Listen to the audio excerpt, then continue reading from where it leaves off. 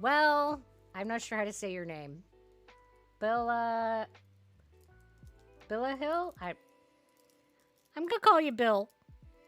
Sorry. I'm not sure how to say your name.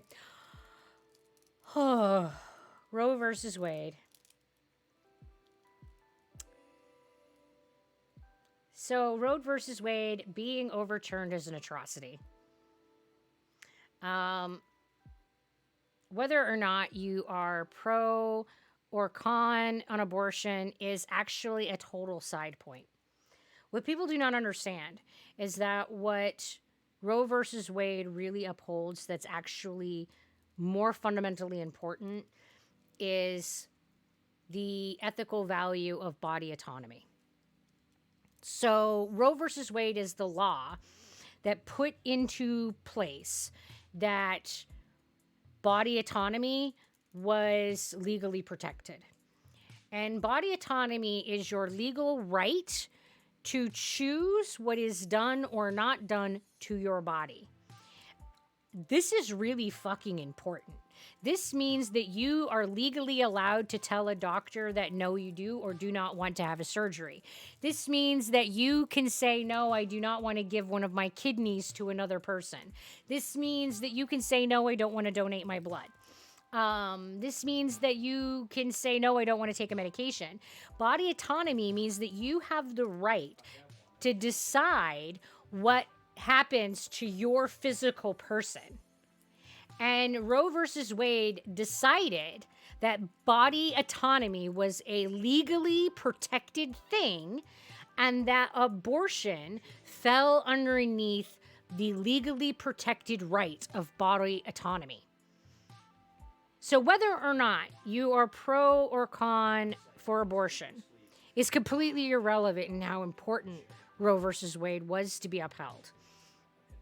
Body autonomy is essential. Body autonomy is what allows us to say that no one else can decide for us. Nobody wants body autonomy to be not protected, but currently, technically, in the United States, body autonomy is no longer legally protected, and that's fucking terrifying.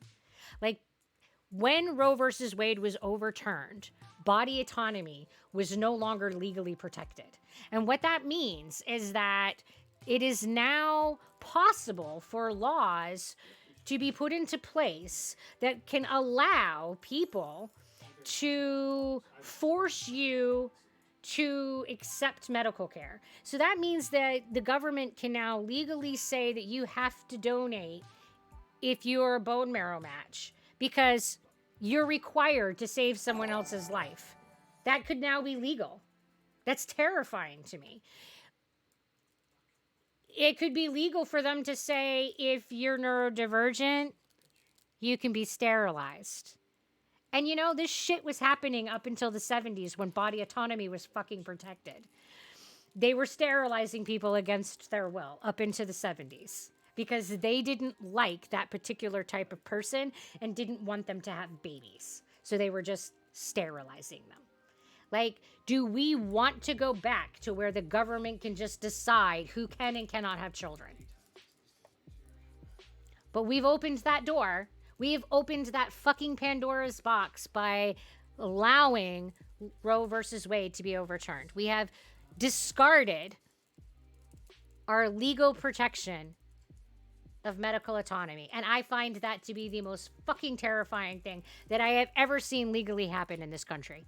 And I do not think that people understand how fucking horrific that is. Like, the potential things that could happen on the legal stage is horrifying. I am praying and hoping that it is overturned, but we're not guaranteed. King of Death, we're doing a posture check. Thank you, everybody. Let's make sure that we're being good to our back and sitting up straight.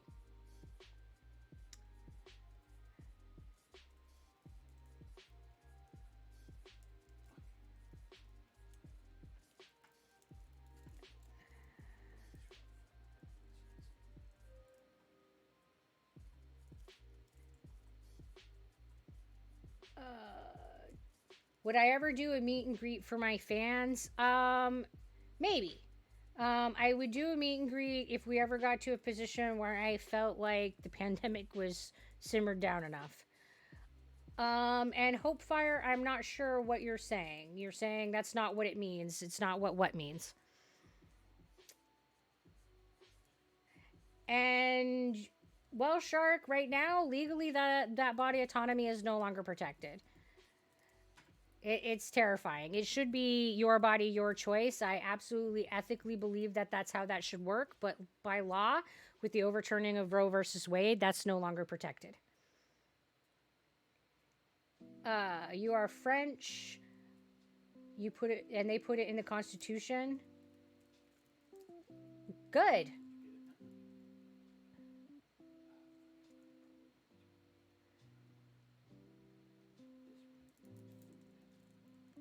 But it's not your body. You're killing someone else's.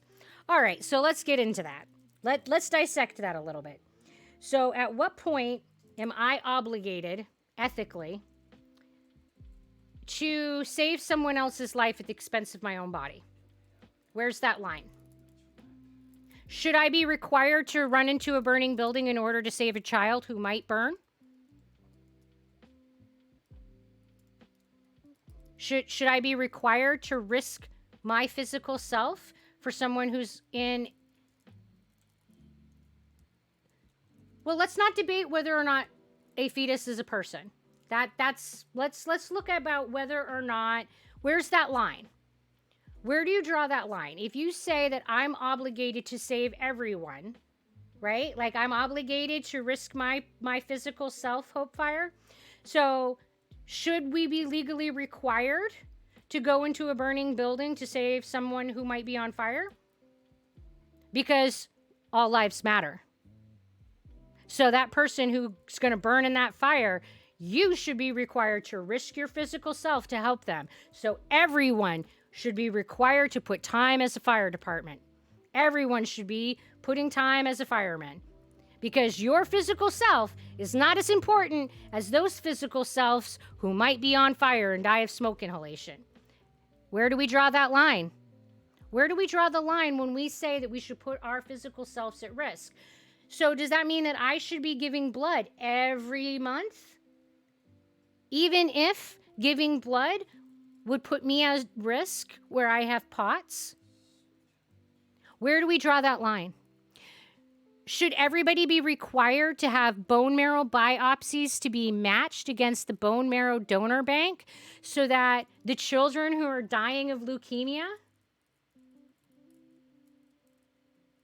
No, it's not about that, honey. The real reality is that 100% of pregnancies do put the mother at risk. Every pregnancy puts the mother at risk. So when a mother chooses to carry a pregnancy to term, she chooses to put her physical health and well-being at risk for the life of another person. At what point should that be legally required? Illegally required.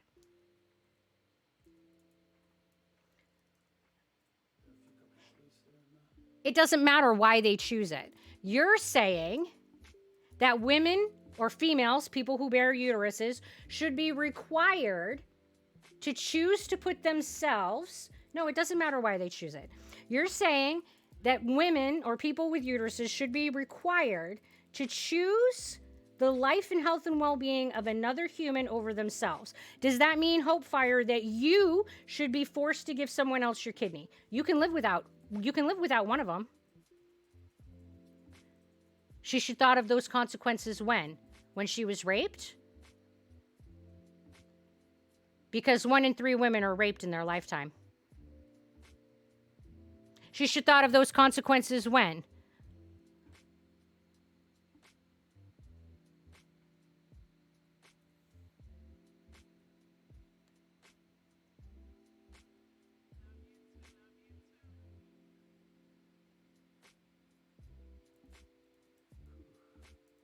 That's only 2% of abortions.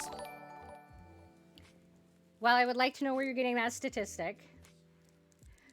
And it doesn't matter because 100% of pregnancies risk the life of the person who has the uterus. 100%. 100%. That's a really important statistic.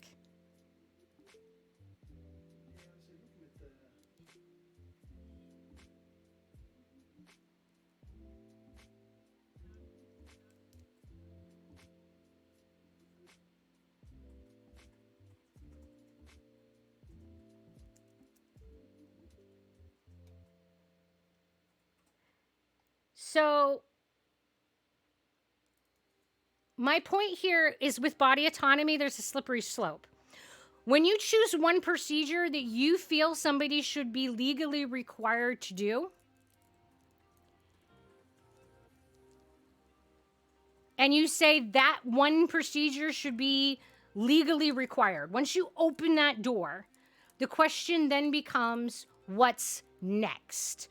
So if we say that women or people bearing uteruses are required to put their bodies at risk for the health of other people by bearing pregnancies, what's next? Are we going to be legally required to give our extra kidney to people who need them so they don't have to have dialysis? Are we going to be required to donate blood because there's a blood shortage in this country right now? Are we going to be required to donate bone marrow? Or do you not give a shit about all the children dying of leukemia, only about the fetuses? Like, which lives matter to you? Where's your line? Where's your line? Because it's a really slippery slope when you start saying that body autonomy is not absolute. When you start making exceptions to body autonomy, you start opening the door to dictatorship. And you start opening the door to allowing people to make really fucking horrific decisions. Decisions like forced sterilization. And decisions like saying when someone else can donate organs. Because all of those things are based on body autonomy and based on the question of when we as individuals are forced to choose to protect someone else's life over our own. And no, it is not different. It is not different. You are asking an individual to put their life at risk on behalf of another person's life. That's what you're asking. In fact, that's what you're fucking demanding. How dare you? How dare you? You are absolutely 100% of the time demanding that someone who bears a uterus risk their health, their life, and their physical well-being on behalf of another human being. That's what you are fucking demanding. And that is no different than demanding that someone give up one of their kidneys. None whatsoever. No different. How dare you?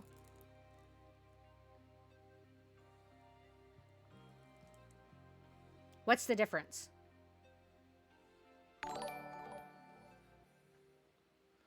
Don't get defensive because you disagree. I'm getting angry and I'm getting defensive because you are telling me that I, as a uterus bearer, should not have the right to medical autonomy. Yes, that makes me angry. That makes me very angry. And I am going to respond angry. And if you don't like my response to angry, then you can march your fucking ass right off my stream. Because medical autonomy should be legally protected because it is fucking sacred. And every fucking person should absolutely have the right to medical autonomy. Whether or not we agree with the decisions that they make for their body is fucking irrelevant. And regardless of why they choose to make those decisions for their body, they should always 100% of the time to have the right to make the choice of what they do with their own body. That is the definition of fucking freedom. So you can fuck right off with me being defensive. No, I am not defensive. I am fucking outraged. Because this country stripped something from us that was fucking sacred. All right, so on that note, y'all, thanks for coming and hanging out with me today.